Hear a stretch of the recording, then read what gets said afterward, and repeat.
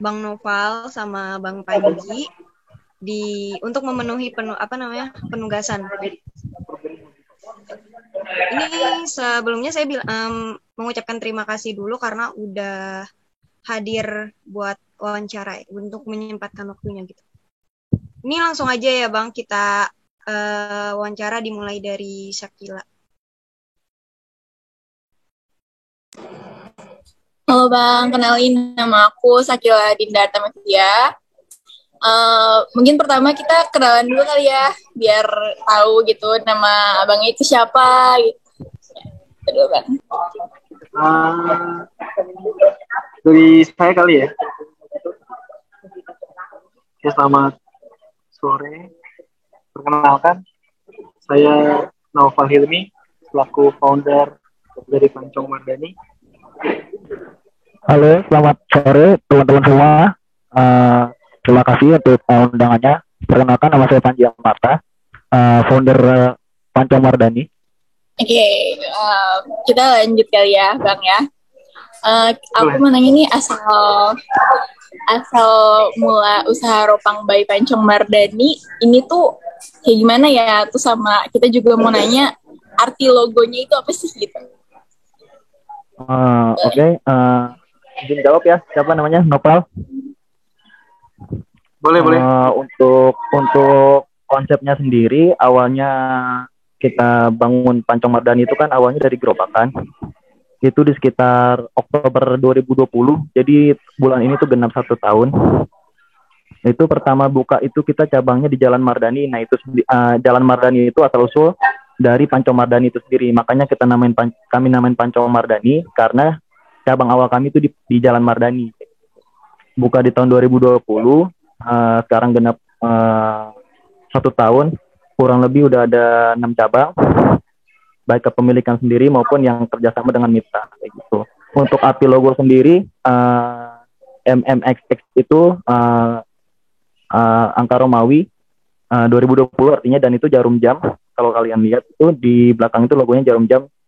Jadi menggambarkan 2020 itu kita mulai bergerak. Oke. Mungkin itu. Dan untuk konsepnya sendiri sebenarnya kenapa kita dari awal tuh konsisten dengan gerobak. Kalau kalian mungkin udah sering jajan gitu di Pancong Mardani, udah ngeliat kenapa kita konsisten di gerobak, karena kita nggak mau menghilangkan konsepnya jajanan tradisional gitu loh. Jadi kan pancong ini kan bisa dibilang warisan kuliner. Jadi kita nggak mau menghilangkan itu, nggak mau menghilangkan image itu dengan adanya gerobak ini sendiri. Jadi tetap kelihatan tradisionalnya lah. Meskipun kita udah punya kafe atau apa, tapi tetap gerobaknya nggak hilang. Gitu sih.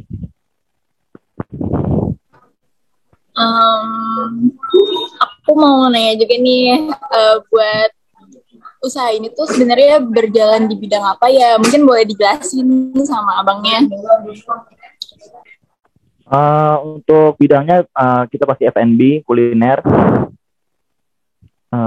Fokusnya di pancong, meskipun di Ropang itu kita ada menu lain, menu sampingan kayak misalnya roti panggang, terus kopi dan lain-lain, Indomie, tapi tetap yang kita angkat itu temanya dari awal tetap pancong, yang kita dominannya tetap di pancong gitu.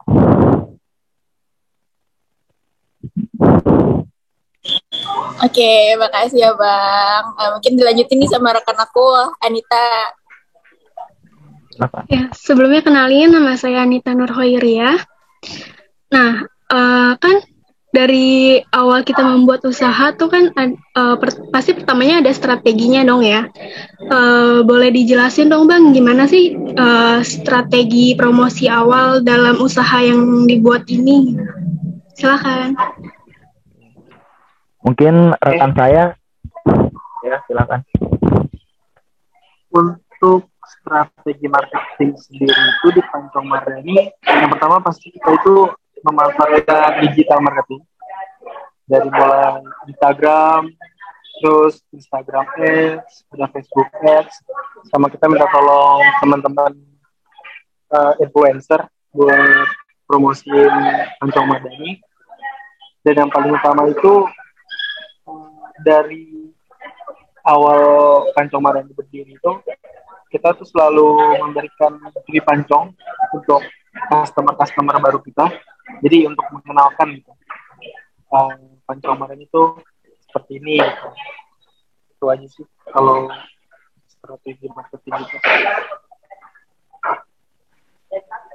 Nah, selanjutnya kalau untuk target nih ya Bang, sebenarnya sejauh ini tuh targetnya udah mencapai yang dimau atau belum sih?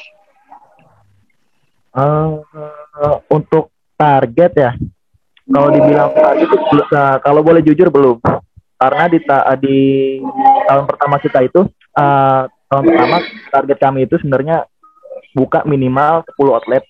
Jauh ini baru jalan sekitar 7. Jadi untuk target awal tuh belum tercapai kayak gitu. Tapi masih 2021 kan masih ada beberapa bulan lagi nih gitu. Bisa dibilang mungkin sejauh ini belum, tapi masih diusahakan 2021 ini di target awal kami itu yang 10 outlet kayak gitu. Baik, terima kasih Bang. Selanjutnya akan dilanjutin oleh Tarida. Silakan. Halo, Bang Panji dan siapa nih? Kak Hilmi ya? Iya. Siapa dipanggilnya? Dipanggilnya Kak Hilmi? Siapa Kak? Hilmi. Oh gitu. Oke, sebelumnya perkenalkan Kak, nama saya Tarida.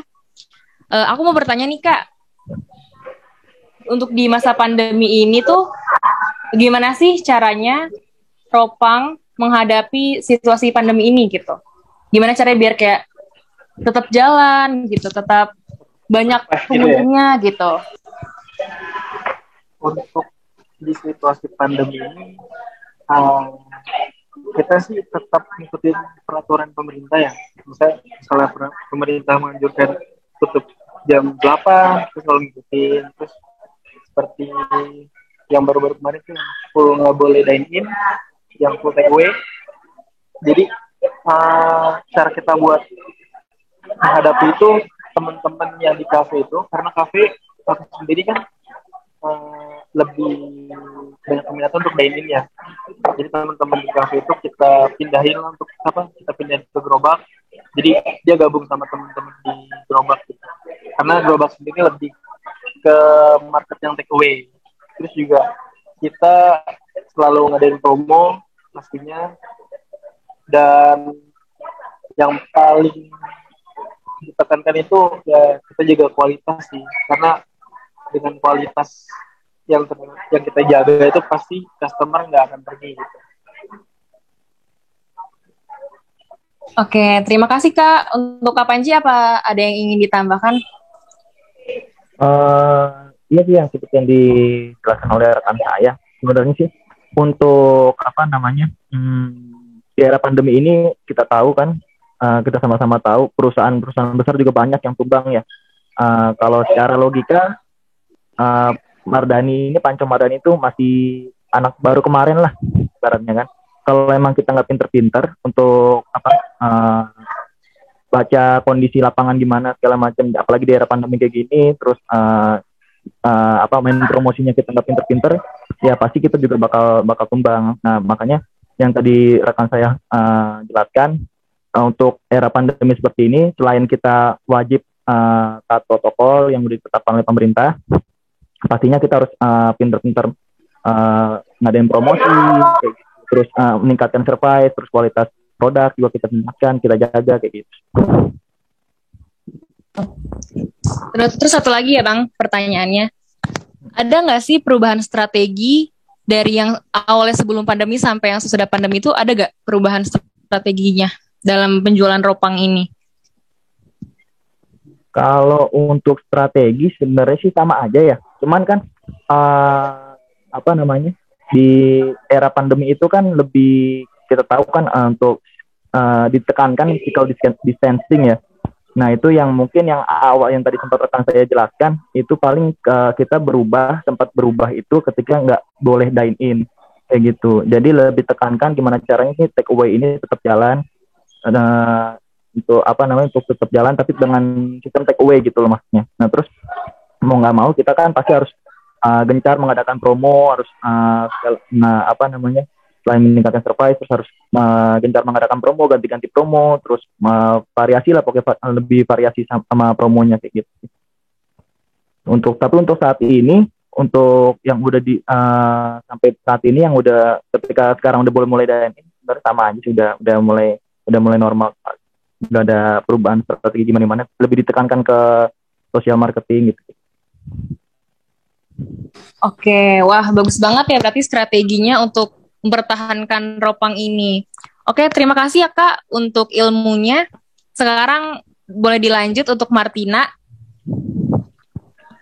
Oke, sore Kak. Halo, sore. Pertama kenalin dulu, aku Martina. Nah, kalau boleh tahu nih, apa sih yang bikin Ropang ini beda dari yang lain? Karena kan kalau kita tahu sendiri, kalau usaha pancong-pancong itu di mana-mana udah banyak. Nah, apalagi tadi Kak Panji bilang kalau pancong Merdani ini termasuk usaha yang baru. Nah, menurut Kakak itu gimana?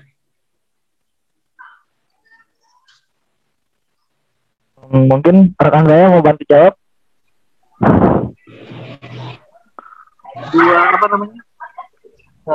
Jadi dari pancong Mardani ini kita tuh lebih kan kue pancong sendiri itu makanan tradisional ya. Jadi kita ini pancong Mardani muncul itu dengan konsep yang baru, dengan cita rasa yang baru buat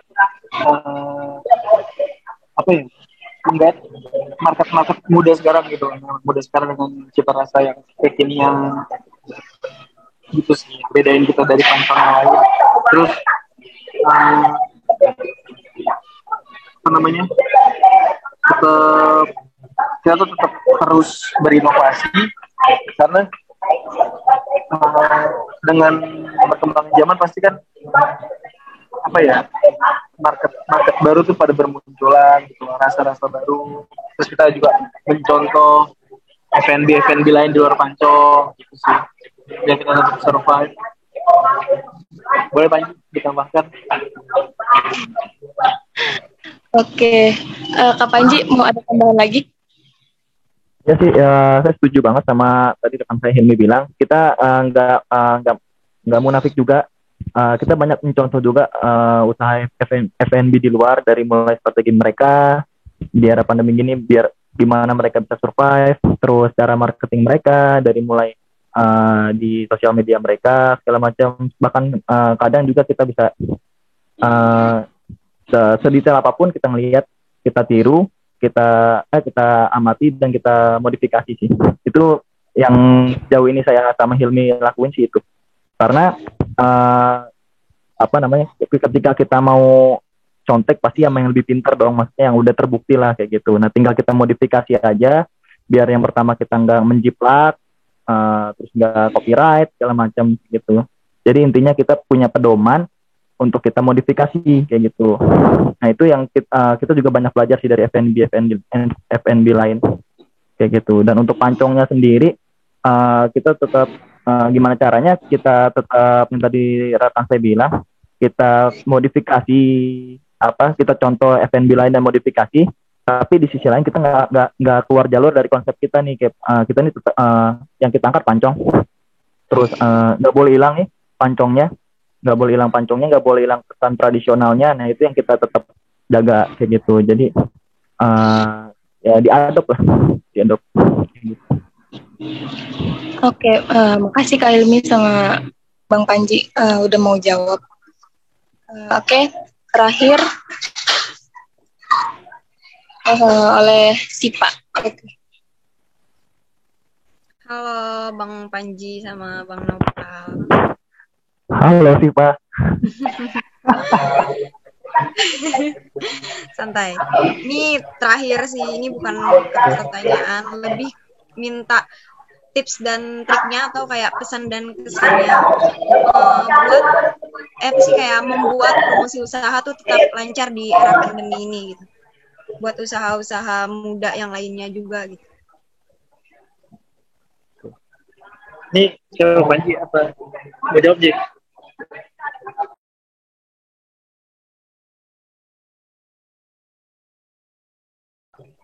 Silakan Hilmi. Oh, oke. Kalau saran dari saya sendiri sih, di masa pandemi ini ya, untuk promosi itu yang pasti kita manfaatkan semaksimal mungkin itu digital marketing, seperti tadi Facebook Ads, IG Ads, terus ya minta tolong teman-teman gitu loh buat promosi, sama biasanya sih endorse teman-teman influencer gitu. Terus sekarang juga kan lagi apa ya, lagi kencang tuh ya ojek online gitu loh, yang GoFood, GrabFood, ShopeeFood itu tuh dimaksimalin sih untuk di masa pandemi ini. Sama ini kualitas usaha yang kita jalanin itu jangan sampai turun, karena trust customer itu penting banget buat usaha kita ke depannya. Itu aja sih. Mungkin Panji mau nambahin.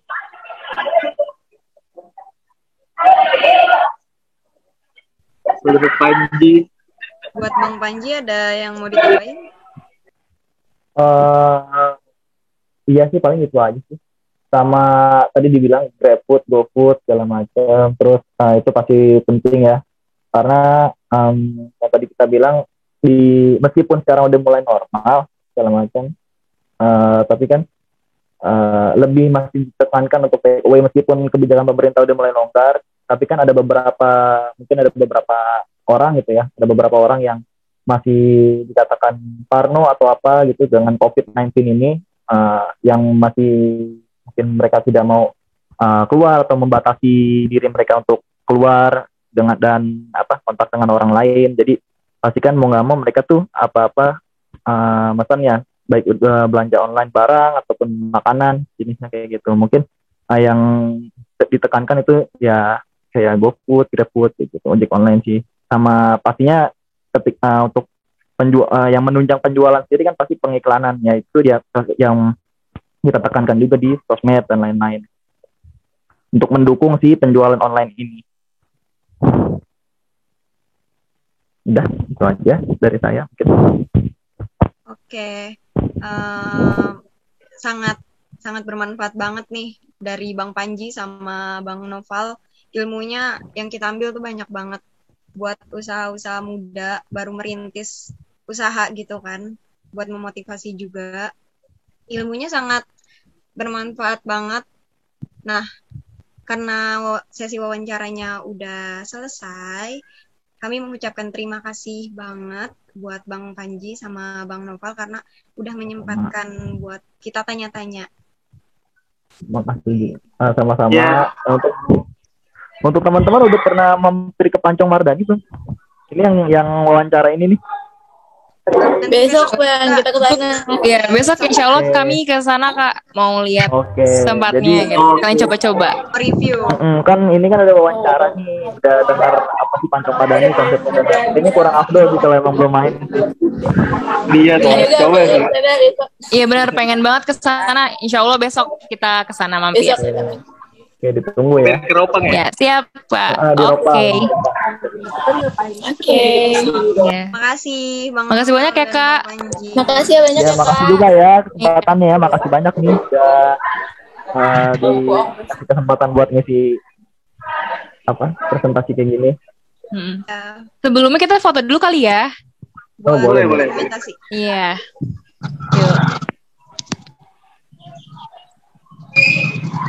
Yuk. Ul. Anita. Oh, Anita. Yuk, Anita, silakan. 1, 2, 3. Lagi nggak? Udah ya? Oh, lagi. Ya.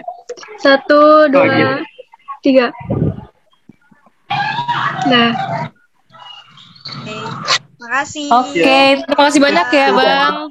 Makasih juga ya, sukses ya. Makasih banyak ya, Tugasnya ya, kuliahnya.